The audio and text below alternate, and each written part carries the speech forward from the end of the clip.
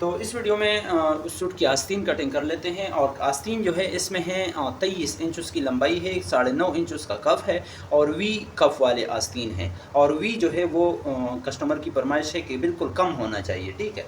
तो इसमें आपने ये याद रखना है कि वी कप में आपने जो है आस्तीन यहाँ पर बाकी बनिस्बत चाकबट्टी वाले कप के कम रखना होता है, ठीक है।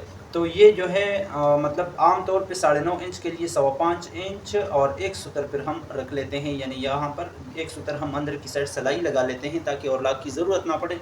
तो इसमें वी कप है, वी कप के लिए 9.5 इंच वी कप में 9.5 इंच कप के लिए हम निशान लगाएंगे यहाँ पर 5 इंच और एक सूतर, ठीक है। तो ये जो है यहाँ से ये 2 सूतर या 2.5 सूतर ये तकरीबन चला जाएगा मोड़ने में, और बाकी कप बिल्कुल परफेक्ट बनेगा, इसमें कोई खिंचाव वगैरह की ज़रूरत तो नहीं होगी।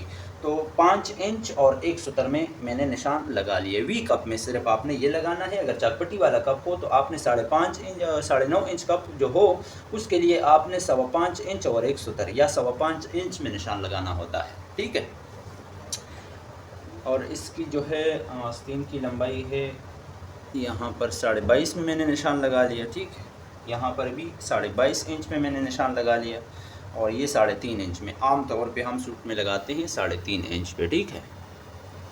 और ये जो है ये आप देखिए ये जो है यहाँ पर यानी कमीज़ का जो आर्म होल था 9 इंच में एक सूतर कम था, तो 2 सूतर हम इख्तियाती तौर पे ज़्यादा रख लेते हैं, ठीक है। ये हम मतलब आस्तीन वाला साइड जो है ये हम नरम हाथ से जब कमीज़ के साथ अटैच करेंगे तो नरम हाथ से ये लगाएंगे, वो थोड़ा टाइट हाथ से लगाएंगे तो इसमें चुनट नहीं बनेंगे। अब मैं इसकी कटिंग कर देता हूँ, फिर आपको शेप के बारे में भी बता देता हूँ।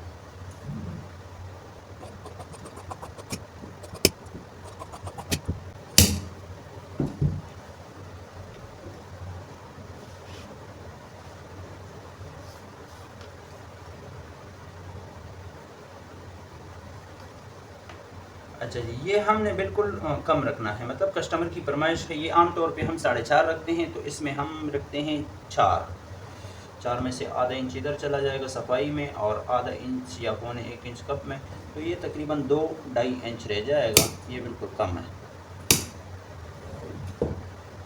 4 इंच।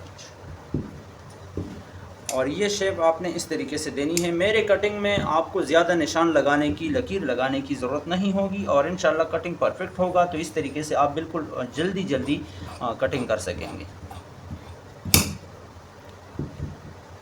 ये आम सूट में आप इस तरीके से शेप दे दिया करें तो इंशाल्लाह ये परफेक्ट होगा।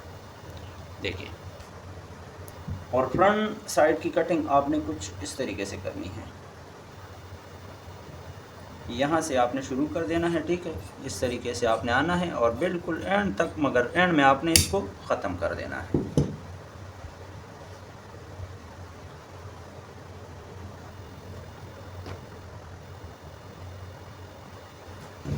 अच्छा जी, इसके बाद हम तीरा कटिंग करेंगे। वीडियो लंबी ना हो इसलिए मतलब वो आने वाली वीडियो में इंशाल्लाह आपके साथ शेयर करेंगे।